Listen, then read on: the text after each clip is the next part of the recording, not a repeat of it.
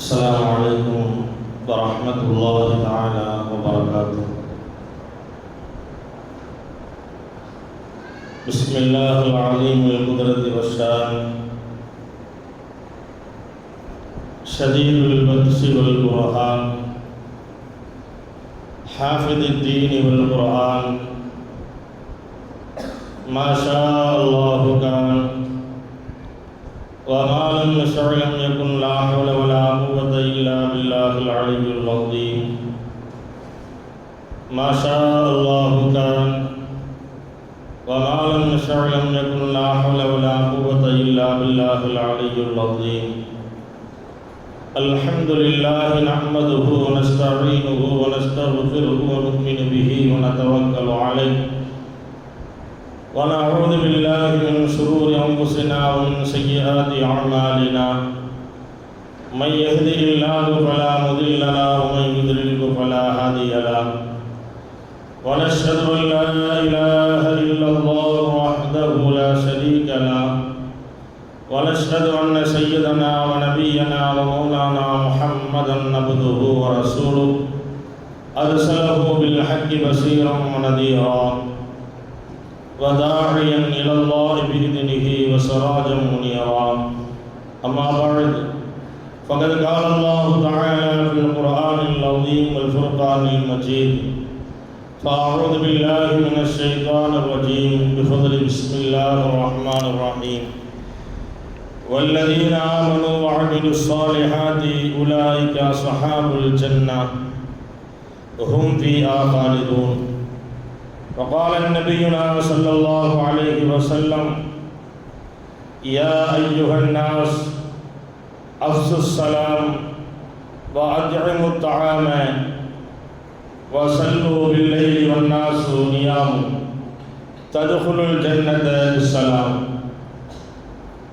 صدق الله وصدق رسول الله صلى الله عليه وسلم. புனித புனிதம்பர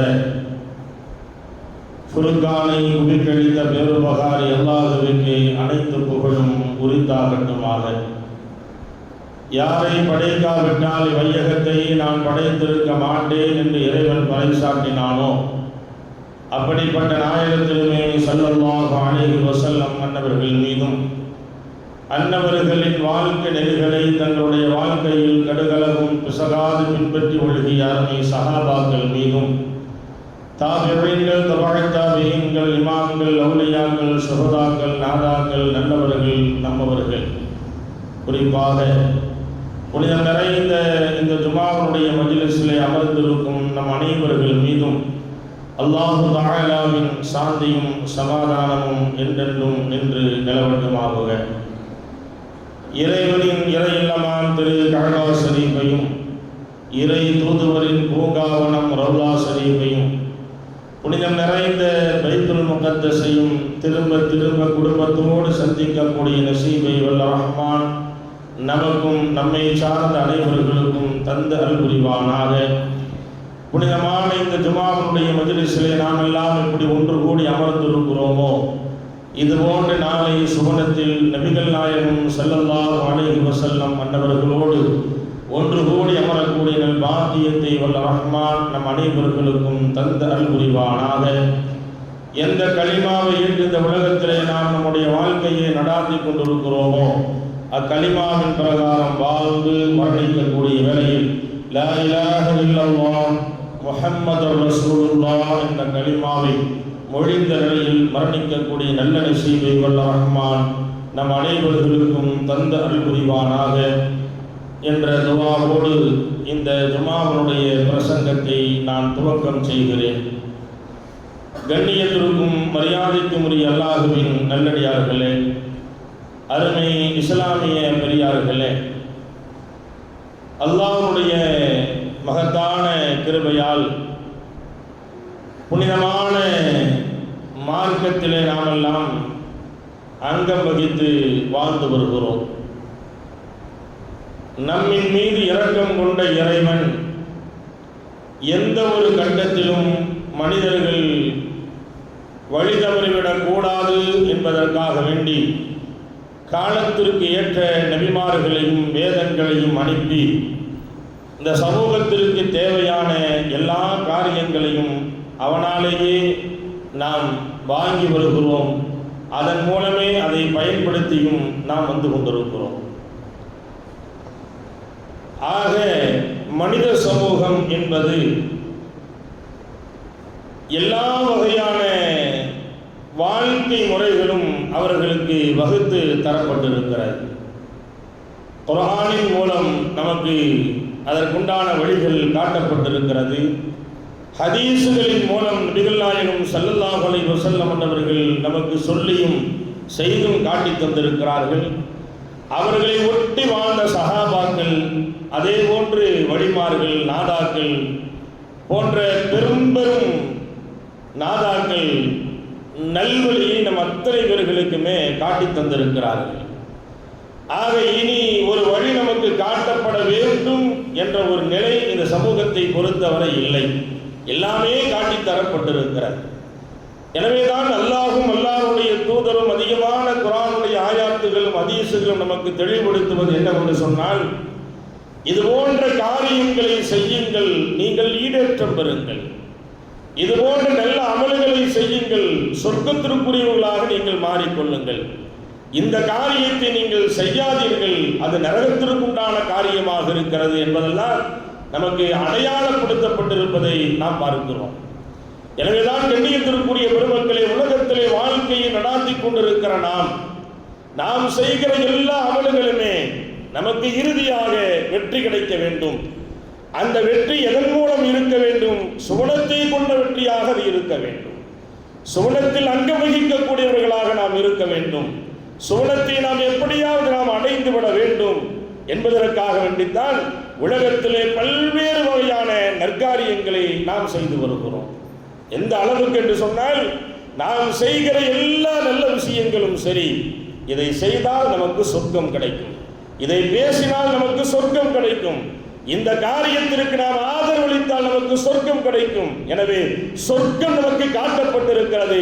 அதற்கு செல்ல வேண்டும் என்று சொல்லக்கூடிய லட்சியத்தில் தான் நம்முடைய அமல்களை நாம் அமைத்துக் கொண்டிருக்கிறோம்.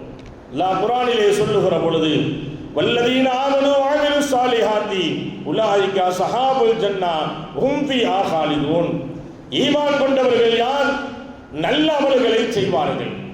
நல்ல அமல்களை செய்யக்கூடியவர்கள் அவர்கள் யார்? சுவனவாசிகள். அந்த சுவனத்தில் அவர்கள் நிரந்தரமாக இருப்பார்கள் என்று அல்லாஹ் சொல்லுகிறார். அதாவது நற்செயலை செய்தவர்கள், நற்செயலை செய்யக்கூடியவர்கள் சுவனவாசிகள். அந்த சுவனவாசிகள் சொர்க்கத்தில் எப்படி இருப்பார்கள்? நிரந்தரமாக இருப்பார்கள்.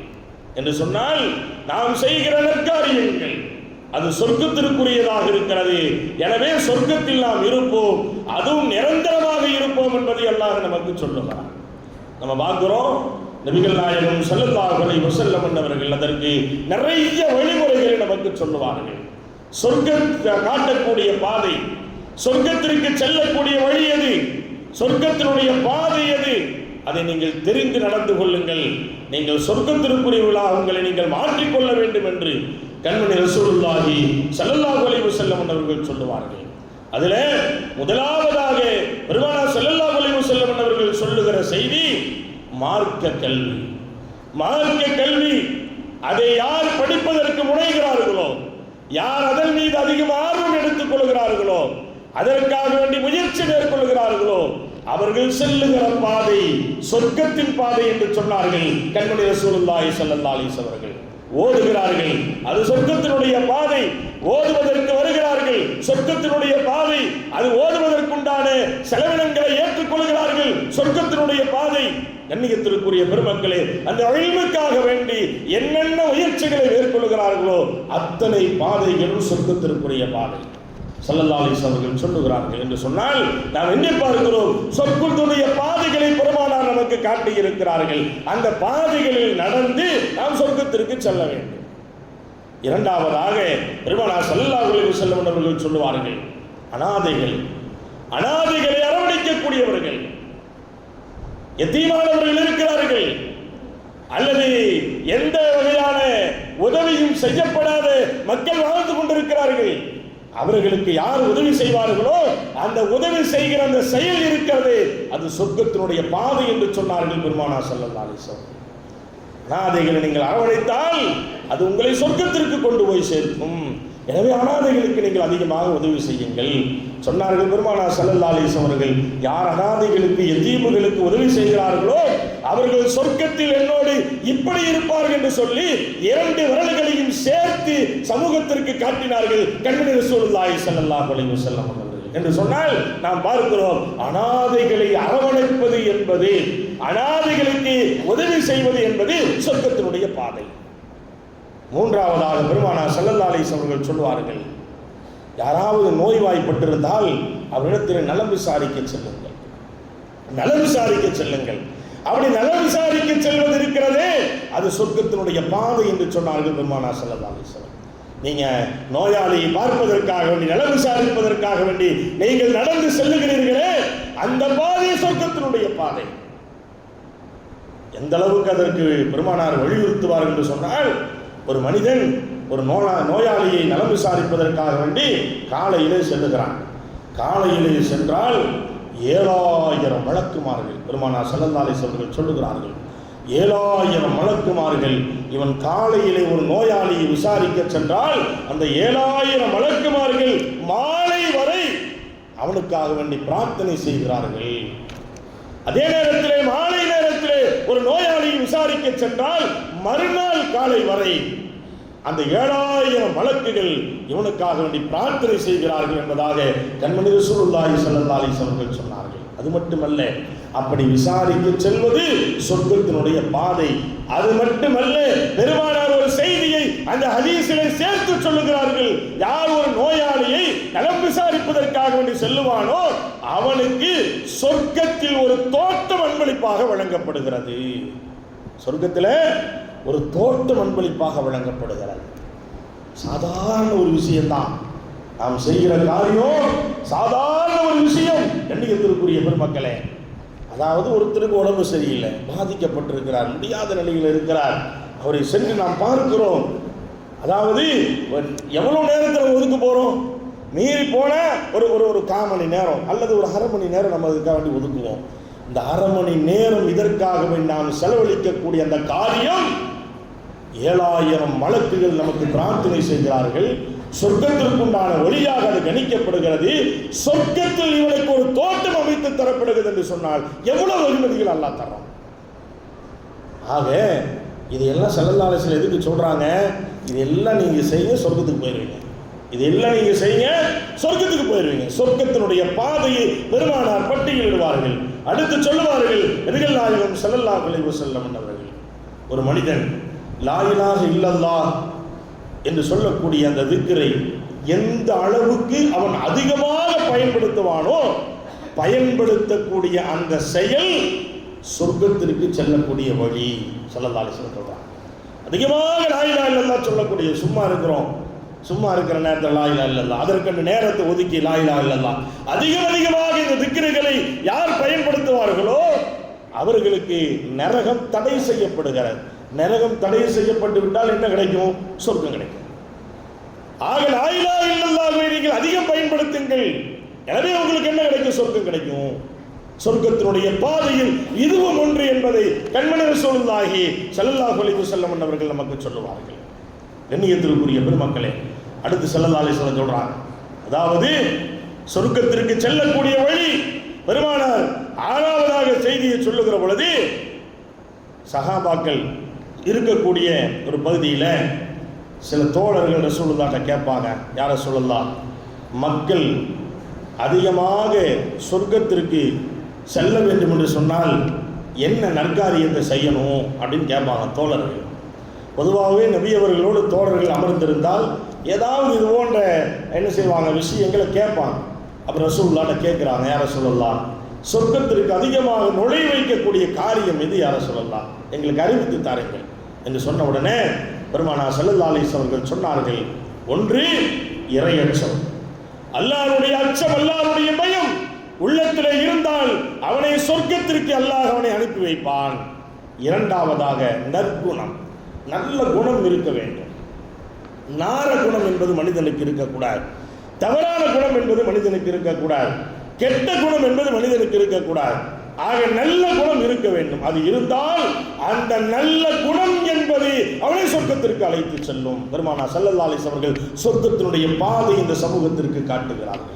கண்ணியத்திற்குரிய பெருமக்களே, சஹாபாக்கள் இருக்கிற அந்த கூட்டத்தில் இந்த அறிவிப்பை பெருமானார் செய்கிறார்கள். தோழர்கள் கேட்ட கேள்வி, சஹாபாக்களுக்கு பெருமானார் தந்த பதில், சொர்க்கத்திற்கு செல்ல வேண்டுமா இறையச்சத்தோடு வாழ்ந்துகொள், சொர்க்கத்திற்கு செல்ல வேண்டுமா உன்னுடைய குணத்தை நல்லதாக நீ ஆக்கி, அப்படி நீ ஆக்கிட்டேன்னு சொன்னா எங்க போலாம், சொர்க்கத்திற்கு போலாம்.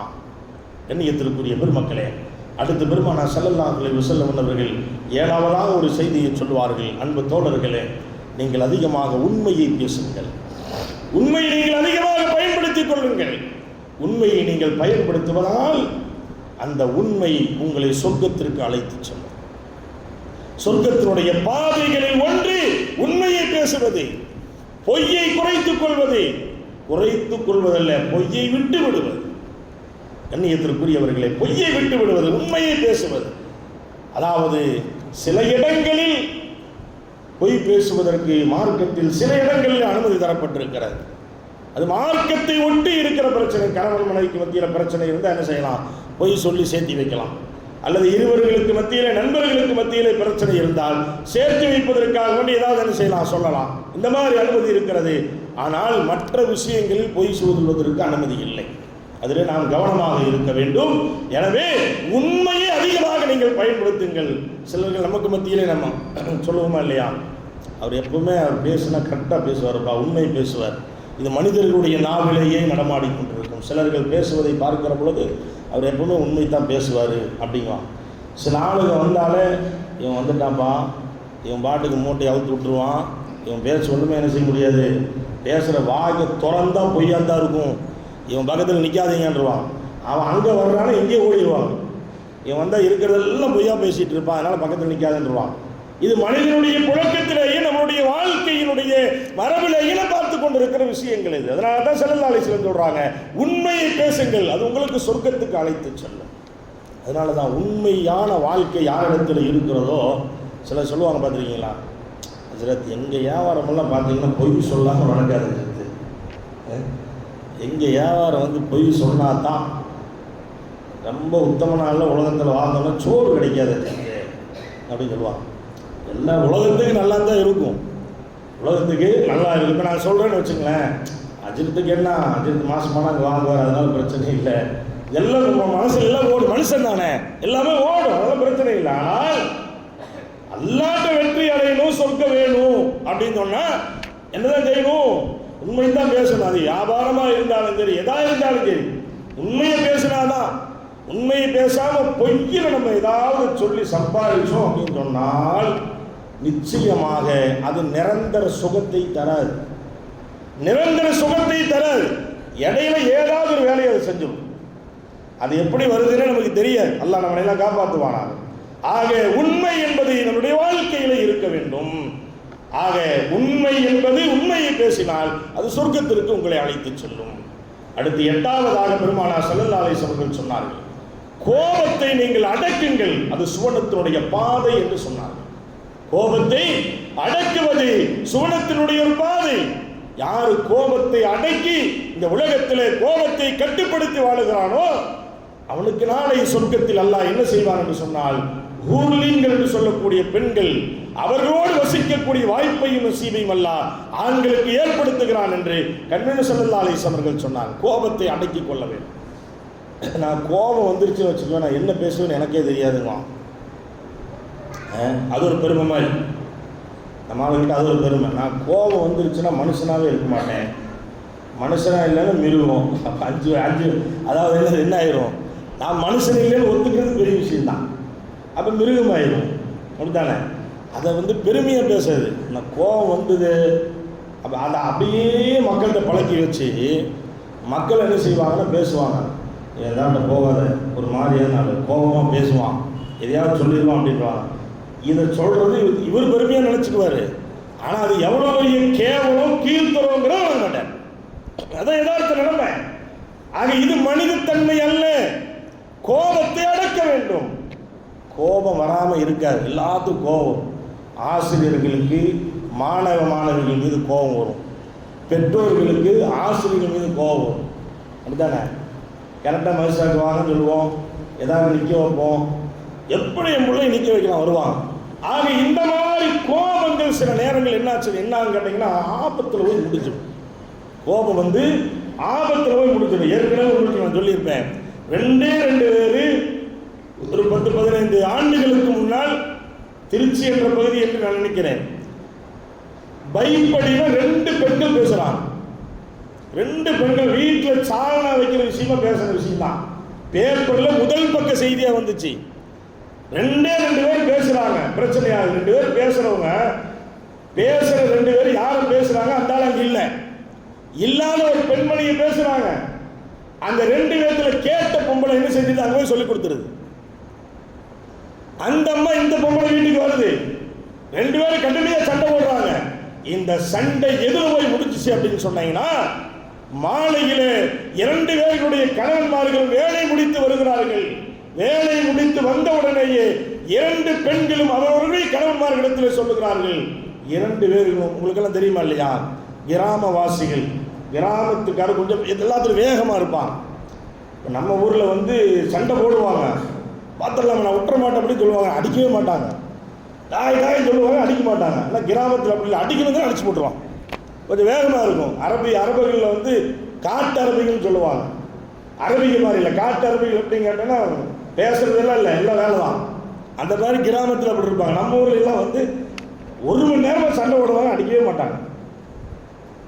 அது யாரோ பிடிக்க போனதுன்னா அது இன்னும் கொஞ்சம் வேடிக்கையாக இருக்கும். பிடிக்க போனது கொஞ்சம் அதிகமாக துள்ளுவாங்க. அப்படி விட்டு பாருங்க, சண்டை போட மாட்டாங்க, அடிக்க மாட்டாங்க. இது டவுனில் இதுதான் பிரச்சனை. பார்த்தீங்கன்னா இந்த மாதிரி ஒரு சூழல், 2 கணவன்மார் வர்றாங்க, 2 பேரும் சண்டை போடுறாங்க. இவர் அவரை விட்டார், அவர் இவர் விட்டார், 2 பேருமே இறந்து போனாங்க. 2 பேருமே இறந்து போனாங்க. இது நம்ம தமிழகத்தில் நடந்த நிகழ்வு இது. ஆக கொஞ்சம் நிதானமாக சிந்தித்து, கொஞ்சம் பொறுமையாக பேசி, உலகத்தில் எல்லா விஷயங்களும் கடந்து போய்விடும். அதை முறையாக அணுக வேண்டும். முறையான நிலையில் நாம் இருந்தோம் சொன்னா சரியான பாதைக்கு நமக்கு காட்டும். அதனால தான் ஸல்லல்லாஹு அலைஹி வஸல்லம் சொல்றாங்க, கோபத்தை என்ன செய்யாதீங்க. கோபத்தில் நமக்கெல்லாம் தெரியுமா இல்லையா, மக்கமா நகரத்திற்குள் நுழைகிற பொழுது விடமாட்டேன் தடுத்தாங்க. சஹாபாக்களுக்கெல்லாம் கோபம் வந்துச்சு. உமர் இல்லாம வாழை தூக்கிட்டு கிளம்பினாங்க, வெட்டிட வேண்டும். யாரும் சொல்லலாம், அனுமதி தாருங்கள், அவனுடைய தலையை சீவி வருகிறேன்னு சொன்னாங்க. ஸல்லல்லாஹு அலைஹி வஸல்லம் பொறுமையா இருங்கப்பான்னு சொன்னாங்க. எல்லாம் பொறுமையா இருங்க, ஏன் அவசரப்படுறீங்க, பொறுமையா இருக்க சொல்லி திரும்பி வந்தார்கள். என்னாச்சு, பொறுமைக்கு கிடைத்த வெற்றி என்ன? மக்கமா நகரத்தை வெற்றி கண்டார்கள். காபாவுடைய அந்த சாவி தன்னுடைய கரத்திலே கிடைத்தது என்று சொன்னால் பொறுமை. கோபத்தில் எதையாவது நம்ம பேசிட்டு வந்தோம்னா அந்த வார்த்தைகளை திரும்ப எடுக்க முடியாது. கோபத்தின் மூலம் எதையாவது செஞ்சுட்டு வந்தோம்னா அது மிகப்பெரிய ஆபத்தில் போய் முடிஞ்சிடும். அதனாலதான் கோபம் என்பது ஷைத்தானுடைய பாதை, அதை அடக்குவது என்பது சொர்க்கத்தின் பாதை என்று சொன்னார்கள் கண்மணி ஸல்லல்லாஹு அலைஹி வஸல்லம். எண்ணியத்திற்குரிய பெருமக்களே, 9வதாக பெருமானார் ஸல்லல்லாஹு அலைஹி வஸல்லம் அவர்கள் சொல்லுவார்கள், உங்களுடைய பெற்றோர்களை நீங்கள் முறையாக அவர்களை கண்ணியத்தோடு நீங்கள் நடத்தி கொள்ளுங்கள். பெற்றோர்கள் இல்லாதவர்களிடத்திலே பெற்றோர்களுடைய அருமையை கேட்டு பார்த்தால் தெரியும். பெற்றோர்களை இழந்திருக்கிறார்களே, தாயும் தந்தையும் இல்லாமல் இருக்கிறார்களே, அவரிடத்திலே சென்று பார்த்தால் அந்த தாயினுடைய அருமை என்ன, தந்தையினுடைய அருமை என்ன தெரியும். ஆனா நம்ம தாயும் தந்தையும் வைத்துக் கொண்டு அவர்களுக்கு செய்ய வேண்டிய கடமைகளை செய்யாமல், அவர்களுக்கு நோவினை செய்து அவர்களுடைய சாபத்தை வாங்குகிற வேலையை செய்தால் அது அவனை நரகத்திற்கு கொண்டு போகும் என்று சொன்னார்கள் ரசூலுல்லாஹி ஸல்லல்லாஹு அலைஹி வஸல்லம். அதே நேரத்தில் பெற்றோர்களுக்கு கொடுக்க வேண்டிய கண்ணியங்களை கொடுத்து, மரியாதையை கொடுத்து, அவர்களை பேணி பாதுகாப்போடு அவர்கள் நாம் வளர்த்தெடுப்போம், நல்ல முறையிலே பாதுகாப்போம் என்று சொன்னால் நிச்சயமாக அது சொர்க்கத்தினுடைய பாதை. நீ சொர்க்கத்தை இலகுவாக அடைந்து கொள்ளலாம் என்பதாக ரசூலுல்லாஹி ஸல்லல்லாஹு அலைஹி வஸல்லம் சொன்னார். இன்னைக்கு நம்ம பார்க்கிறோம், எத்தனையோ இடங்கள்ல பெற்றோர்களின் நிறைய பேர்கள் கவனித்துக் கொள்வதே கிடையாது. மௌத்தாய் கிடந்தா கூட அண்ணன் தம்பி 4 பேர் இருந்தா யாரு செலவு செய்யறதுன்னு சண்டை போடுறான், யார் மௌத்தை எடுக்கிறதுன்னு சண்டை போடுறான். 7 அண்ணன் தம்பிகள் 10 அண்ணன் தம்பிகள் இருப்பாங்க. ஆனால் அந்த தாய் அந்த தந்தை தனியாக ஒரு வீட்டில் தத்தளித்துக் கொண்டிருப்பாள், சாப்பிட்றதுக்கு வழி இருக்காது. நாளைக்கு அந்த நிலைமை நமக்கு வரும். நம்ம பெற்றோர்களை கைவிட்டு விட்டோம் என்று சொன்னால் நம்முடைய பிள்ளைகள் நிச்சயமாக நம்மை கண்டுகொள்ள மாட்டார்கள். அந்த தண்டனையை உலகத்தில் நாம் அனுபவித்துத்தான் ஆக வேண்டும். எத்தனை பெற்றோர்கள் தத்தளித்துக் கொண்டிருக்கிறார்கள், சங்கடத்தோடு இருக்கிறார்கள். நமக்கெல்லாம் தெரியும், முதியோர் இல்லம் ஒன்று இருக்குது பேரூர் ரோட்டில். அங்கே போனீங்கன்னா ஒரு வயசான ஒரு அம்மா, ஆனால் அவ்வளவு சிரமம். 4 அண்ணன் தம்பிங்க, எவனுமே பார்க்கல. ஆனால் ஊருக்குள்ள பெரிய ஆளு. முதியோர் இல்லத்தில் கொண்டே விட்டுருக்கிறாங்க. ஆனால் அந்த நேரத்திலையும் கூட அவங்கள போய் கேட்குறோம், மக்கள் எத்தனைமா? 4 பேர் இருக்கிறாங்க. இந்த மாதிரி பண்ணி போட்டானுங்களே, என் மக்களை திட்டாதீங்க. நம்ம என்ன சொல்லுது? என் மக்களை திட்டாதீங்க, இதுதான் தாய் உள்ளம் என்பது. ஆனால் இதை விளங்கிக் கொள்ளாத எவ்வளவு பெரிய மோசமான மக்கள் நம்மிடத்தில் இருந்து கொண்டிருக்கிறார்கள். கண்ணியத்திற்குரிய பெருமக்களே, நிச்சயமாக இதுவெல்லாம் சாமானியமான ஒரு நிலைப்பாடு என்று நீங்கள் கருதிவிடக்கூடாது. மிகப்பெரிய ஆபத்தில் கொண்டே விட்டோம். பெற்றவங்களை சரியான முறையில் நம்ம பார்க்கலன்னு வச்சுங்களேன், சிலர்களுக்கு அமைந்து கொள்ளும் மனைவிமார்கள் சரியான முறையிலே அமையவில்லை என்று சொன்னால் அந்த பெற்றோர்களை கவனித்துக் கொள்ள முடியாது. மனைவிமார்களை பார்க்க வேண்டிய அவசியம் இல்லை. அந்த பெற்றோர்களுக்கு செய்ய வேண்டிய கடமைகளை நாம் செய்துதான் ஆக வேண்டும், செய்ய வேண்டும். இஸ்லாத்திற்கு வந்த ஒருவர் இஸ்லாத்திற்கு அப்பாற்பட்டிருக்கிற தாயும் தந்தையும் பார்க்க வேண்டுமா என்று பெருமானாரிடத்தில் கேட்கிற பொழுது, நீ மார்க்கத்தை தள்ளிவிட்டாலும் கூட உனக்கு தாயும் தந்தையும் அவர்கள் தான், அவர்களுக்கு எந்த குறையும் நீ வைக்கக்கூடாது என்று சொன்னார்கள் கண்மணி ரசூலுல்லாஹி ஸல்லல்லாஹு அலைஹி வஸல்லம். அப்போ யோசனை செஞ்சு பாருங்க கண்ணியத்திற்குரிய பெருமக்களே. இது பார்த்தீங்கன்னா நிறைய வயசானவர்கள் எத்தனை பேர்கள் அதாவது கவலையோடு அதை இதை சொல்லிட்டு புலம்பிட்டு நடப்பாங்க. சரியான முறையில் அவர்கள் கவனித்துக் கொள்ளாமல், சரியான முறையில் உணவு இல்லாமல், காலையில் நேரமாக எழுந்திரிச்சு அவர்களுக்கு உணவுகள் கொடுக்காமல், எதையுமே கவனித்துக் கொள்ளாமல், வயது முதிர்ந்தவர்கள் அவர்கள் எப்படியெல்லாமோ வாழ்ந்து வந்திருப்பார்கள். நமக்கெல்லாம் தெரியும். நம்ம குழந்தையாக இருக்கும் பொழுது நம்மை எப்படி அரவணைத்தார்கள். வயது ஆக ஆக அவர்கள் குழந்தைகளாக மாறுவார்கள். அவர்களை கவனித்துக் கொள்ள வேண்டிய கடமை நமக்கு இருக்கிறது. ஆனால் நிறைய பெற்றோர்கள் மீது பாசம் வைத்தவர்கள் இன்றும் நிறைய இருக்கிறார்கள். மரணித்து விட்டாலும் கூட, அதாவது தாய் ஒரு பெண்ணாக இருந்தாலும் கூட, படுக்கையில் இருந்தும் கூட அந்த தாய்க்கு செய்ய வேண்டிய எல்லா கடமையிலும், கழிவுகள் போனாலும் கூட கழுவி கொடுத்து சுத்தப்படுத்தி நல்ல முறையிலே பராமரித்து அவர்கள் மரணித்த நேரத்தில் நல்ல முறையில் அடக்கம் செய்து இன்று வரை அவர்களுடைய கபர் ஜியாரத்திற்கு செல்லக்கூடியவர்கள் நல்லவர்களும் இருக்கத்தான் செய்கிறார்கள். ஆனால் அதே நேரத்தில் கண்டுகொள்ளாதவர்கள் அதிகமாக இருக்கிறார்கள் என்பதுதான் வேதனையாக இருக்கிறது. அது யாருடைய எவரிடத்தில் இருக்கலாம், இந்த சமூகத்தை சேர்ந்தவரிடத்தில் இருக்கக்கூடாது. கண்ணியத்திற்குரிய அதனால தான் ஸல்லல்லாஹு அலைஹி வஸல்லம் சொன்னாங்க, பெற்றோர்களை யார் பேணி பாதுகாப்பார்களோ அவர்கள் அதாவது சொர்க்கத்தினுடைய பாதையை பிடித்துக் கொண்டார்கள். சொர்க்கத்திற்குள், அதாவது சொர்க்கத்திற்கு ஈஸியாக செய்வாங்க, போவாங்க ஸல்லல்லாஹு அலைஹி சொல்றாங்க. அடுத்து 10ஆவதாக பெருமானார் ஸல்லல்லாஹு அலைஹி வஸல்லம் அவர்கள் சொல்லுவார்கள், 2 உறுப்புகளை நீங்கள் பாதுகாத்துக் கொள்ளுங்கள், சொர்க்கத்தை கொண்டு உங்களுக்கு நான் நற்செய்தி சொல்லுகிறேன் என்று சொன்னார்கள். ஒன்று நாவு, இன்னொன்று மான உறுப்பு. 2ஐயும் பாவத்திலிருந்து நீங்கள் பாதுகாத்துக் கொள்ளுங்கள். பாவத்திலிருந்து 2 பொருள்களை நீங்கள் பாதுகாத்துக் கொண்டீர்கள் என்று சொன்னால் உங்களுக்கு சூனம் இலகுவாக கிடைத்துவிடும். அதான் சூனத்துடைய பாதை என்று சொன்னார்கள். கண்ணியத்திற்குரிய பெருமக்களை, தப்பான உறவுகள் நமக்கு கூடாது, தப்பான வார்த்தைகள் நம்முடைய நாவுகள் இருந்து வெளியேறக்கூடாது. 2ஐயுமே நாம் பாதுகாக்க வேண்டும். எனவேதான் ஒரு மனிதனை சொர்க்கத்திற்கு அழைத்து செல்லுவதும் நாவுதான், ஒரு மனிதனை நரகத்திற்கு அழைத்து செல்லுவதும் நாவுதான். எனவே 2மே அந்த நாவுல இருக்கிறது. எது நல்லதோ அதற்கு நாம் பயன்படுத்திக் கொள்ள வேண்டும். ஸல்லல்லாஹு அலைஹி வஸல்லம் சொன்னாங்க, 2ஐயும் நீங்கள் பாதுகாத்தீர்கள் என்று சொன்னால் உங்களுக்கு சொர்க்கத்தினுடைய பாதை அது இலகுவாக நீங்கள் சொர்க்கத்தை அடைந்து கொள்ளலாம் என்று நபிகள் நாயகம் ஸல்லல்லாஹு அலைஹி வஸல்லம் அவர்கள் சொன்னார்கள்.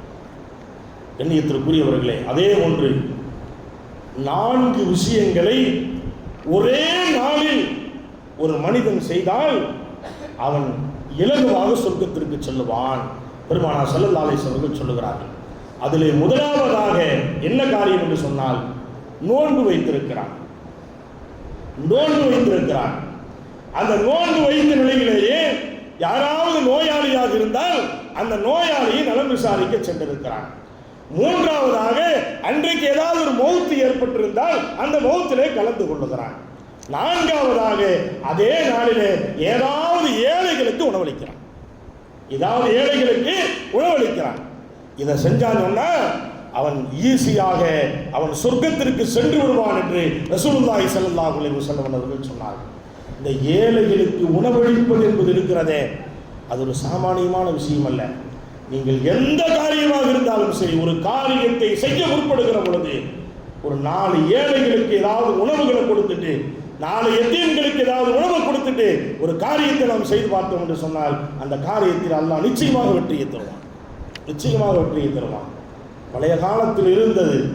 ஜுமா நாள்லாம் பார்த்தோம்னு சொன்னால் தொழுகை முடிச்சுட்டா ஏழ்மையானவங்க யாராக இருந்தால் பள்ளியில் என்ன செய்வாங்க, கூட்டிகிட்டு போவாங்க.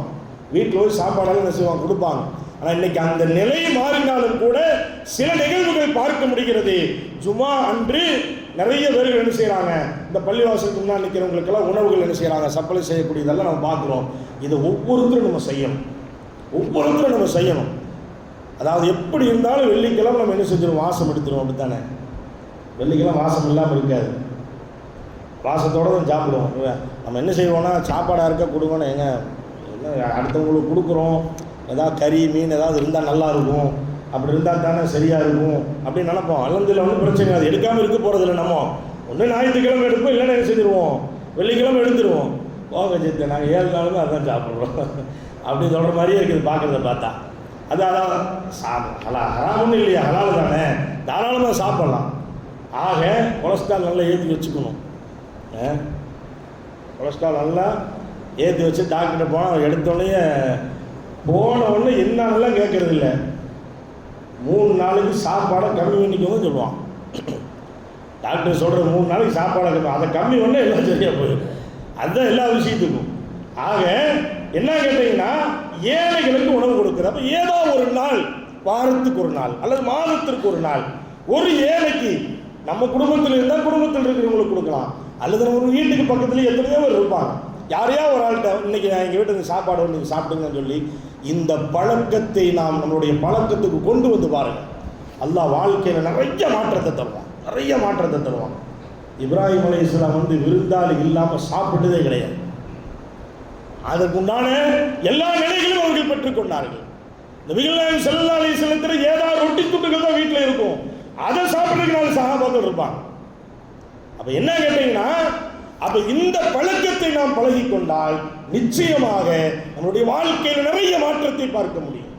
நிறைய மாற்றத்தை நம்ம என்ன செய்யலாம், பார்க்கலாம். இந்த பழக்கத்தை இன்ஷா அல்லாஹ் நம்மளுடைய வாழ்க்கையில் நம்ம கொண்டு வர நிறைய பேர் செஞ்சுட்டு இருக்கிறோம். அதாவது தெரியாமலே நிறைய பேர்கள் நம்ம செய்து கொண்டு இருக்கிறோம். இந்த காரியத்தை எல்லாருமே நம்ம செய்யணும் இன்ஷா அல்லாஹ். எண்ணியத்திற்குரியவர்கள். ஆக இந்த வழி சொர்க்கத்தினுடைய பாதை என்று நபிகள் நாயகம் ஸல்லல்லாஹு அலைஹி வஸல்லம் அவர்கள் நமக்கு சொல்லித் தருகிறார்கள். எனவேதான் கண்ணியத்திற்குரிய பெருமக்களே, சொர்க்கத்திற்கு செல்வதற்குண்டான வழிகள் என்னவோ அத்தனை பெருமானார் நமக்கு பட்டியலிட்டு காட்டி தந்திருக்கிறார்கள். இதெல்லாம் நம்முடைய வாழ்க்கையில கடைபிடிக்கக்கூடிய காரியங்கள், இலகுவான காரியங்கள், எதுவுமே கஷ்டமான காரியம் இல்லை. இதனுடைய வாழ்க்கையில நம்ம கடைபிடிக்கணும். அல்லாஹ் தஆலா இதை கடைபிடிப்பதன் காரணமாக சொர்க்கத்தை அல்லாஹ் நமக்கு வாஜிபாக்குவானாக. நாம் செய்கிற எல்லா நல்ல அமல்களையும் அல்லாஹ் அங்கீகரித்து சொர்க்கத்திற்கு இலகுவான முறையிலே செல்லக்கூடிய நசீபை அல்லாஹ் நமக்கும் நம்முடைய குடும்பத்தார்களுக்கும் நம்மோடு இருக்கக்கூடியவர்கள் அத்தனை பேர்களுக்கும் முழு சமூகத்திற்கும் அல்லாஹ் வழங்கி அருள் புரிவானாக. வஆகிரு தஅவானா அனில் ஹம்துலில்லாஹி ரப்பில் ஆலமீன். அஸ்ஸலாமு அலைக்கும் வரஹ்மத்துல்லாஹி தஆலா வபரகாத்துஹு.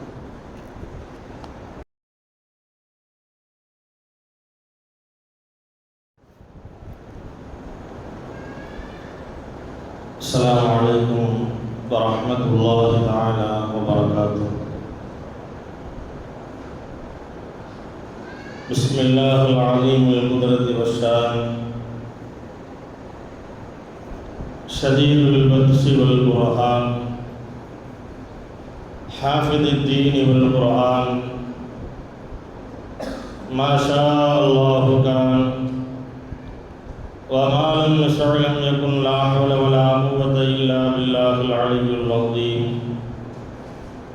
ما شاء الله كان وما لم يشأ لم يكن لا حول ولا قوة إلا بالله العلي العظيم الحمد لله نحمده ونستعينه ونستغفره ونؤمن به ونتوكل عليه ونعوذ بالله من شرور أنفسنا ومن سيئات أعمالنا من يهده الله فلا مضل له ومن يضلل فلا هادي له ونشهد أن لا إله إلا الله وحده لا شريك له ونشهد أن سيدنا ونبينا ومولانا محمدا عبده ورسوله أرسله بالحق بشيرا ونذيرا وداعيا إلى الله بإذنه وسراجا منيرا أما بعد فقد قال الله تعالى في القرآن العظيم والفرقان المجيد فأعوذ بالله من الشيطان الرجيم بفضل بسم الله الرحمن الرحيم والذين آمنوا وعملوا الصالحات أولئك أصحاب الجنة هم فيها خالدون. وقال نبينا صلى الله عليه وسلم يا أيها الناس أفشوا السلام وأطعموا الطعام وصلوا بالليل والناس نيام تدخلوا الجنة بالسلام. صدق الله وصدق رسول الله صلى الله عليه وسلم. புலிவாழ்வு புனிதம் பெற